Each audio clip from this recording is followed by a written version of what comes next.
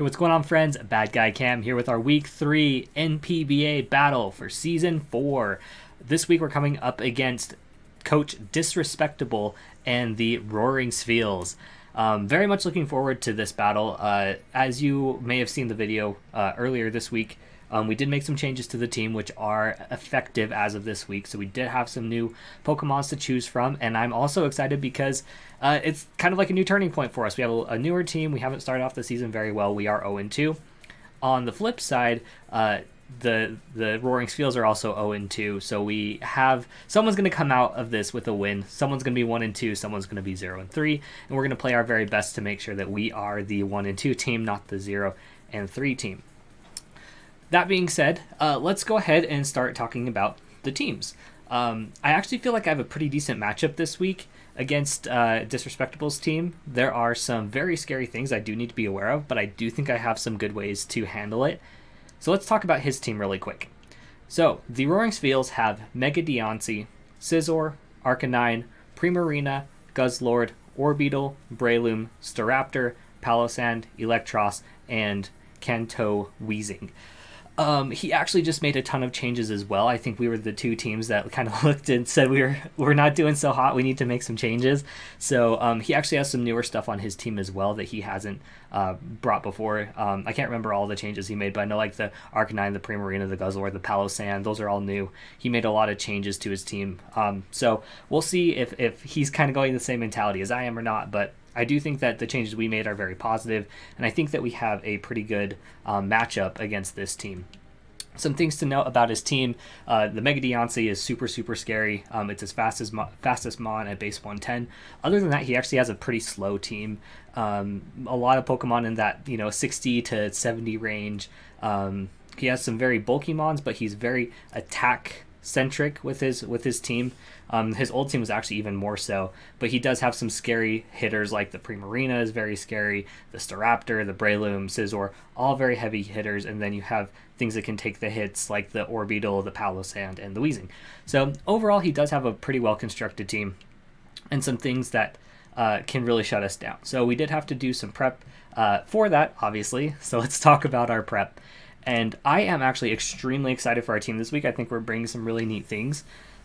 One thing I've kind of noticed with my teams in the first two games, they were very passive, very defensive, and mostly used to kind of nullify other threats on his team, but we didn't really have like the best ways aside from maybe like one or two options to really hit back. So one thing that I've kind of taken into account with this team is put a little more power, a little more oomph onto the team, and I do think our changes that we made to the team really helped with that. So let's kick things off, and we're actually going to kind of start talking off with a little bit more defensive mon first. But Colonel Sanders, the Moltres, is coming again, third week in a row. Very similar set, or very similar to what we brought in the past. This is our defogger.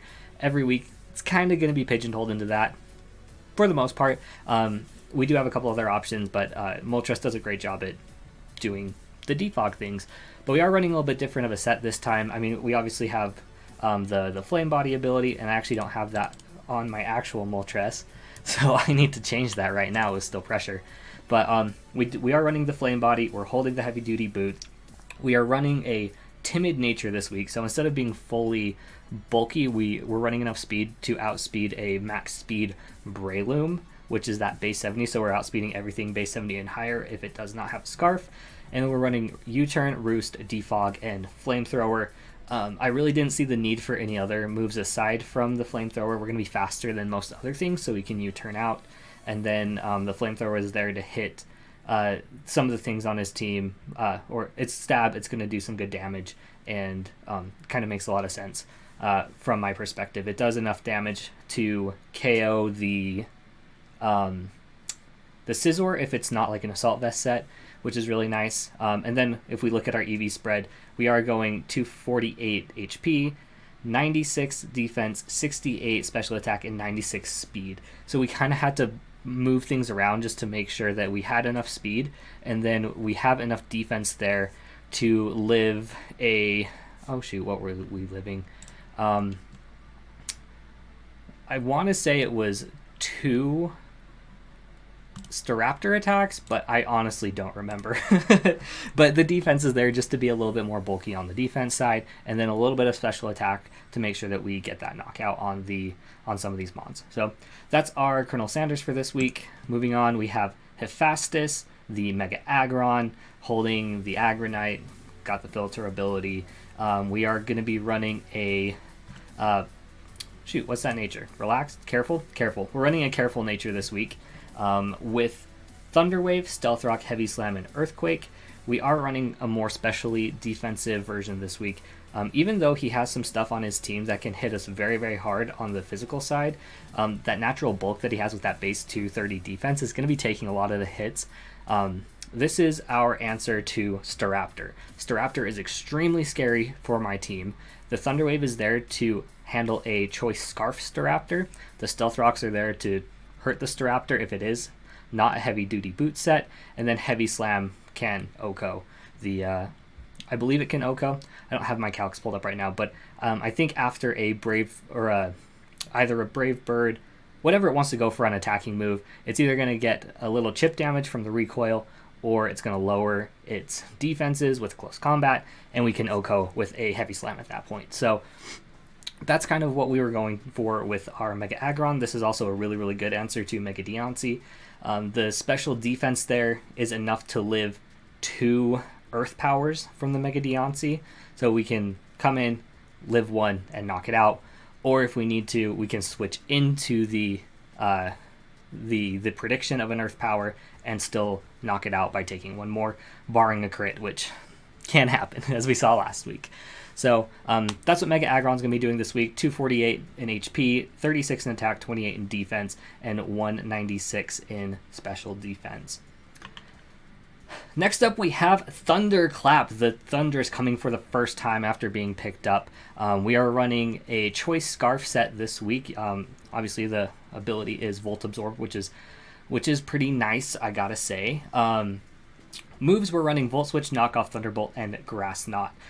Outside of the Palossand, he really doesn't have much that can that wants to take a hit from our Thundurus. By running a Choice Scarf, we are the fastest thing possible because, at least naturally, right? The Mega Deontay could be running a Rock Polish set, but aside from that, we outspeed a Choice Scarf Staraptor. We outspeed the Mega Deontay, which is naturally faster, but because of the Scarf, we're good there. And then everything else we outspeed. So we are going to be the fastest thing on the field. This is actually going to be our lead, and it's going to play into our initial strategy where we're going to try to win this game right off the bat, and we'll talk about that a little bit later. But that's going to be Thunderous Therian for this week. As you can see, 248 in speed, 252 special attack, and then just that last 8 into HP.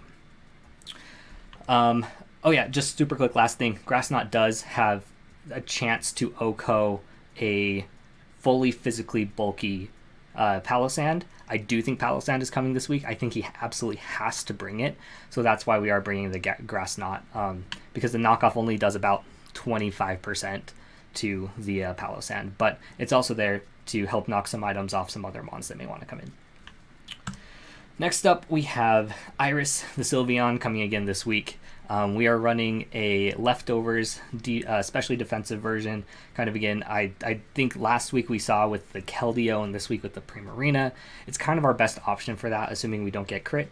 So we are running a Wish, Toxic, Hyper Voice, Mystical Fire set. I'm still not fully convinced I want to run Toxic. It's there for the Arcanine specifically. I think that Arcanine is a very good switch into to Sylveon, and that's one way that we can help whittle down that Arcanine, especially if it is a defensive set with Morning Sun. And it can just kind of do some general damage. That's pretty much it, though. I do have the other side of things where having Heal Bell on this set would be nice, so I was kind of tossing up those two. And then Hyper Voice and Mystical Fire there to help out with doing massive damage with Hyper Voice, and then the Mystical Fire can help out on a switch in if like the Primarina is trying to switch in to maybe get a Calm Mind up or something like that. But then we also have Toxic for that as well. So I do think that Sylveon is a good bring this week, and I'm excited for it. 252 attack, 32 defense, 212 in special defense, and 12 in speed. That 12 in speed is meant to outspeed anything any of his base 60s. If he tries to like speed creep me, I'm speed creeping him, if that makes sense. So that's what we're going for with Sylveon. Next up, we have Inteleon, Bubble 07, coming back from a 3-kill week 1, and we're running a very similar set with the Life Orb, Torrent ability, U-Turn, Scald, Ice Beam, and Shadow Ball. I said earlier I think Palossand is coming. This is a very, very good answer to Palossand. We can hit it super effectively with all 3 of our moves. Overall, Inteleon actually has some really, really great coverage against his team and is fast enough it can outspeed everything barring any Scarfers. It does not take how do I want to say it does not take hits very well at all, so it's going to be there to kind of like pick stuff off late game, if we get to late game, and that's what I'm expecting Inteleon to do. I was considering running a choice spec set, but then with the speed tiers it just made sense that I can run a Life Orb and have some more variability in my damage or in my attacks and still put out some pretty good damage. So fingers crossed that Inteleon does a good job this week. 80 in HP, 252 special attack, 176 with the timid nature. That is enough to outspeed the Mega Deontay is what we're outspeeding there. So again, barring any Scarfers, we outspeed everything on his team. And I'll talk a little bit here in a second what I think he's going to be bringing. Because our last Mon that we're bringing, I am extremely excited for, and we are bringing Blueberry the Mew. So we're running the Synchronize ability, but we're running Weakness Policy, Jolly, Dragon Dance, Psychic Fangs, Flare Blitz, and Earthquake. Fingers crossed this is how it plays out, right? I go into Thundurus to start the game, and I click Volt Switch. So if he goes into Palossand, great. We can work with Palossand. We'll play from there. Fingers crossed he brings Orbeetle and leads with Orbeetle to get up webs or screens. If he does bring Orbeetle, I think that's the set it's going to be. I click Volt Switch. I go into Blueberry. I'm hoping that he goes to set up screens at that point. I click Dragon Dance. He U-turns out, procs my Weakness Policy, and then I'm at +3. And at +3, I run through his team with this set.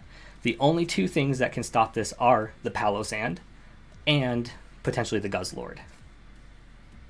But I'm hoping that this catches him off enough that I can at least run through a good number of his team before he can stop it. So fingers crossed that's what's going to happen. But I'm very, very excited to use this Mew set. I'm going to try to use it to break very early on, as you kind of just heard me say.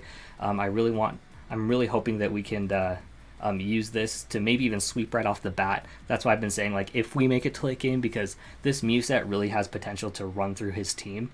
If not, great. We have a couple other options with the Thundurus and Inteleon to really finish things off.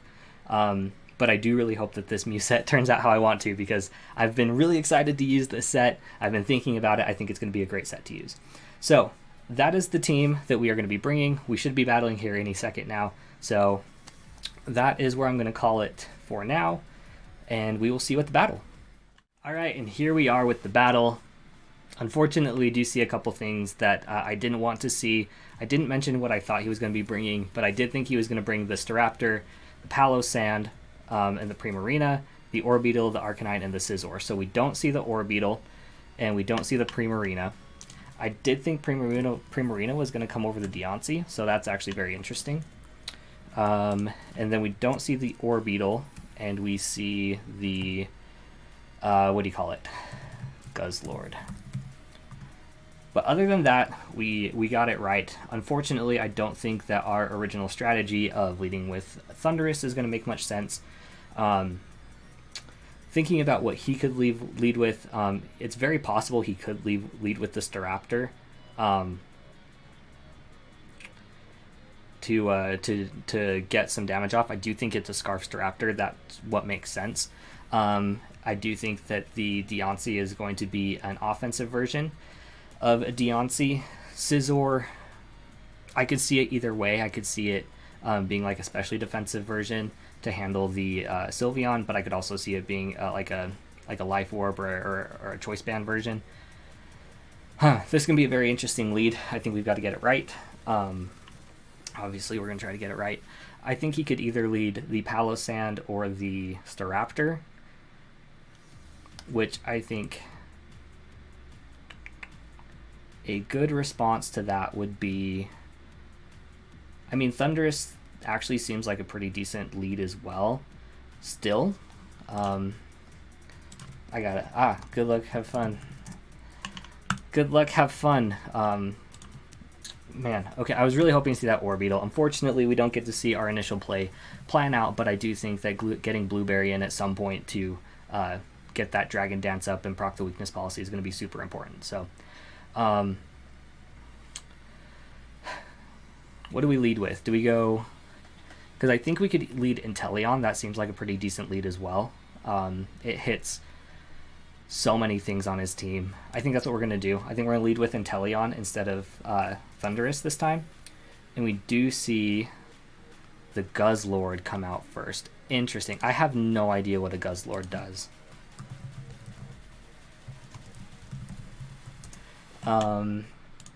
Let's take a look. I know that it can be run very defensively. Does it get like Stealth Rocks? What does it want to do? Doing some Guzzlord research, because I honestly didn't think it was going to come, from being completely honest. But I guess it makes sense with the Mew. So Guzzlord does get quite a bit of coverage. Inteleon does seem pretty important here, so I don't know that I want to stay in. And I think I click U-turn and then go into Sylveon. We see it do 30 to the Guzzlord, which means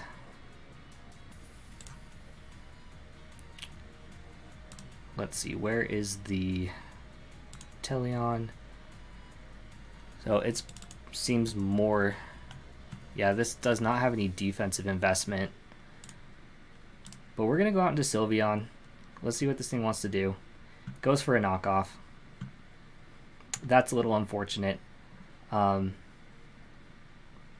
What's he go into here? How much damage is he going to take? He could be a Roselli Berry.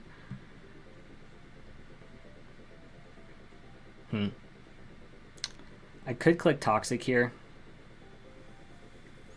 with the Arcanine coming in. He could be going into the Scizor as well. I think Mystical Fire has a decent chance to do something here. I could also Wish, and then whatever he goes into, I can live. Let's see how much damage that did to Sylveon. So that did... Knockoff did 26. So let's see, 252 attack. So he's a max attack version, it looks like. Yeah, he's probably max attack. So how much is a Gunk Shot going to do? Gunk Shot is going to do a ton. So we're actually going to switch into Aggron here as he goes in the Arcanine. Okay, that was a good play. That was a good play. And then our play here is 100% Colonel Sanders.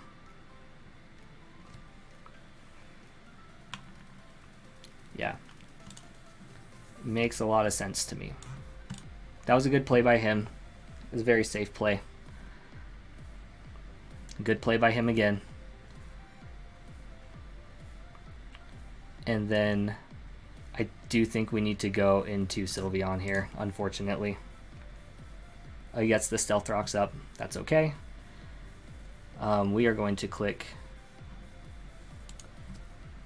We're actually going to click Toxic here.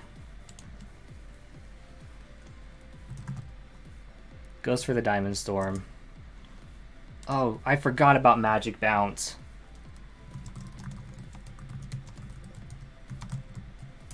Oh my goodness, I'm already throwing. Okay, that's fine. He goes for the Diamond Storm. That's okay. He probably goes for the Moonblast here.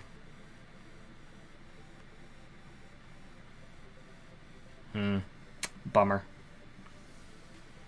This is not starting off well.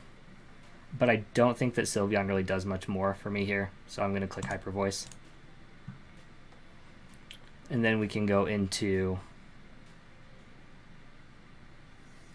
Hephaestus and get our Mega Evolution off. Because there's no way he stays in here. But we are going to go for the Thunder Wave, I think.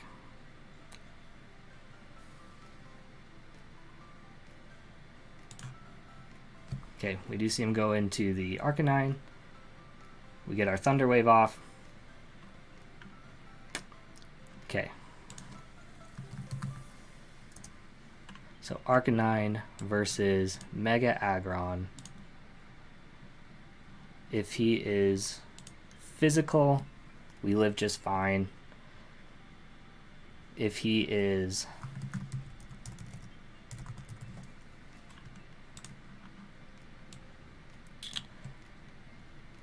let's see, let's check out a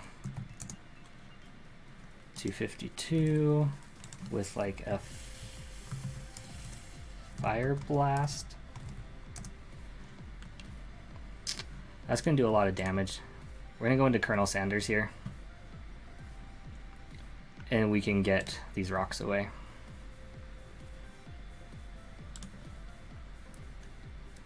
Or we can click U-turn.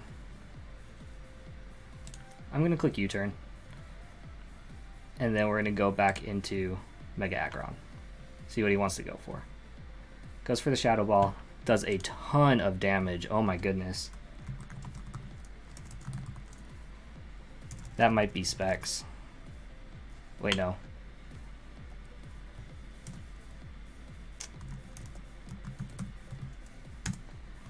Palossand, Shadow Ball,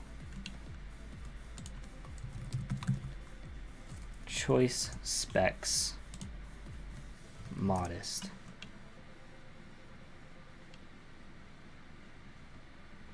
Huh. How much did that do? 51%? Oh, it's because that needs to be updated. Yeah. He is a... Wow. Okay. Moltres, what are you taking?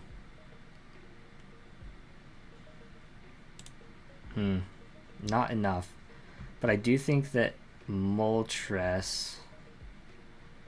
How much does that do to my Mew, just out of curiosity? It takes out my Mew. So I'm guessing he's running something like this. If I can go +3. I gotta get some more damage off on this thing.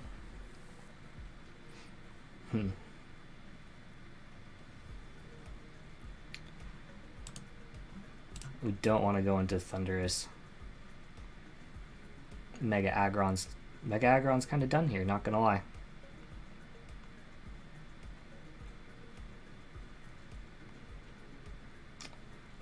Goodness. Okay, yeah, this isn't going well. I should have just stuck with my plan, not gonna lie. But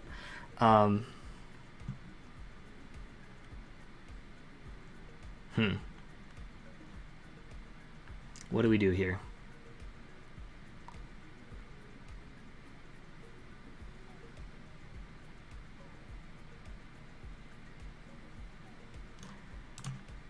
What's going to take the least amount of damage? Inteleon will die. Mew will die. Moltres does not die. Sylveon would have lived it easy. And Thundurus. Honestly, it's our best bet. Moltres. Okay.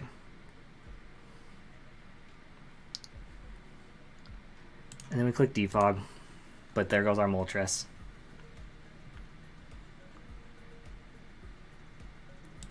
And then we go into the Inteleon. And we click...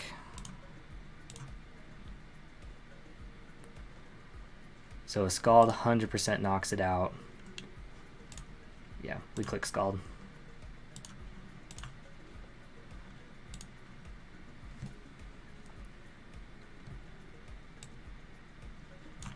Because nothing wants to switch into this.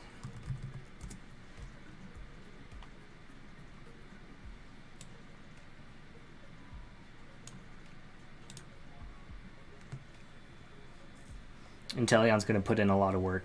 I really hope he lets this go down. I really do. Okay, that's fine. Scald into the Arcanine, takes it out.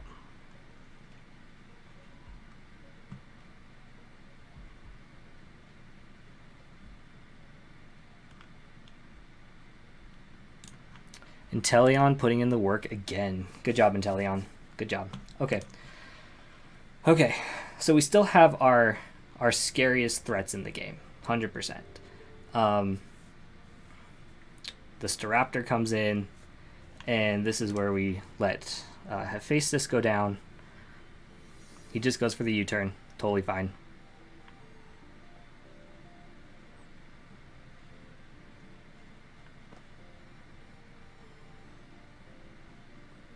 Goes back out into the Palossand.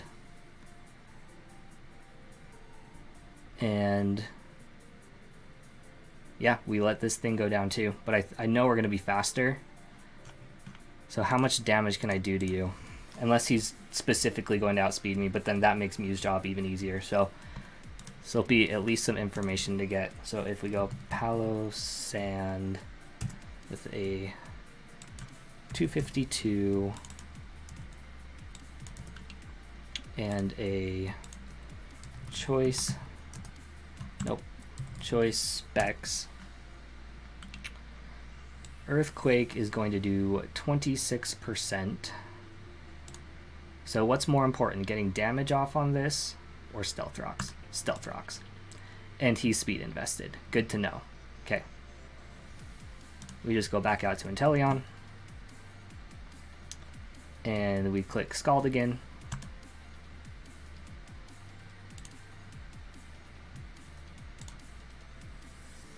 That's going to do 12%.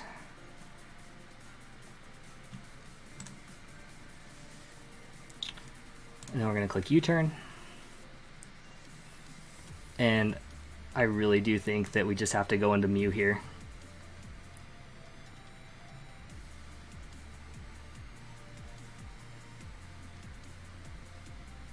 And then we click Earthquake.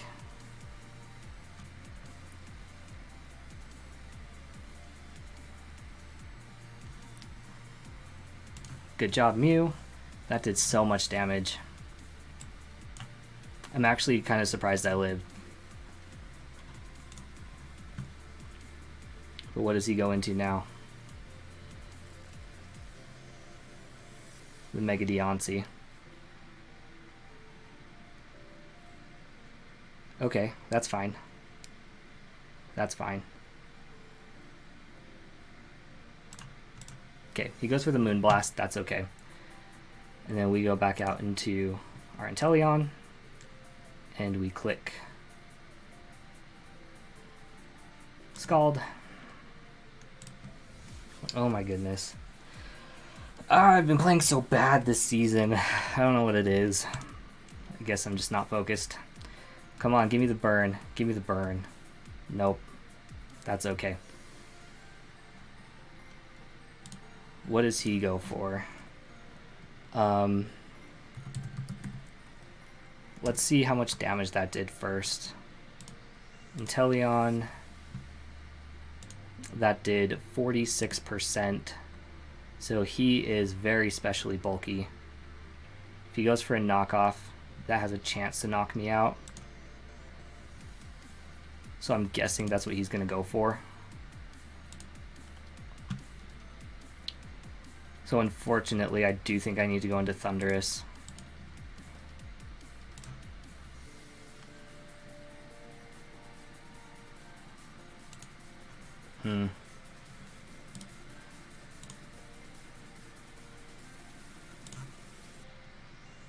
Yeah, that was basically a max roll. Unless he's not fully.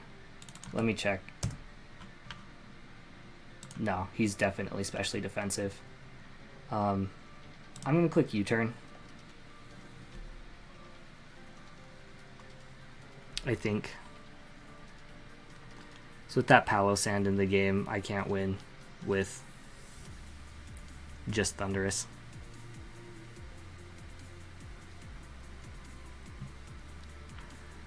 Dang. That's going to be game for sure. I've been playing awful. I have been playing so bad. But that's okay. He's going to go for the knockoff here. Oh, he goes for the U-turn. Interesting. Okay. Okay.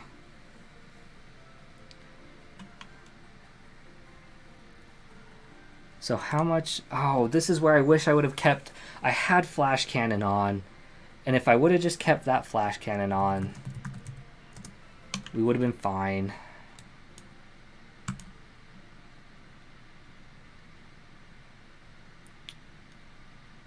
But I do think here Thunderbolt does the most. And then I don't think that Inteleon brings it back. Oh my goodness, if I had only kept Flash Cannon on, this would have been completely different. Actually, probably not. We just probably would have lost by less. Because what is this doing to my Inteleon? Yeah, I'm not living anything. Because he's going to go for a Diamond Storm here. And then Staraptor just wins it. Is there a chance for Diamond Storm to miss? Because that's what I need.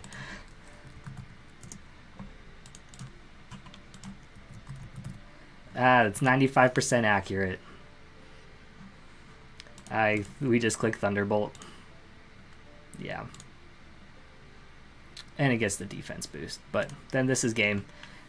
So, GG's. Well played.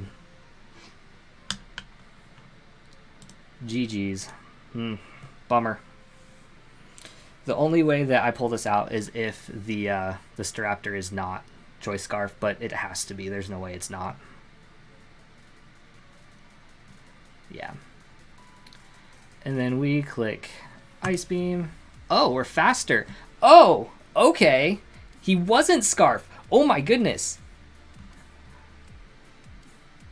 Okay. But he's probably got the Bullet Punch on the Scizor, and that's going to take us out. Oh my goodness. Bullet Punch on Scizor does 22%. Yeah, so we lose here. Yep. GG's. Dang. Okay.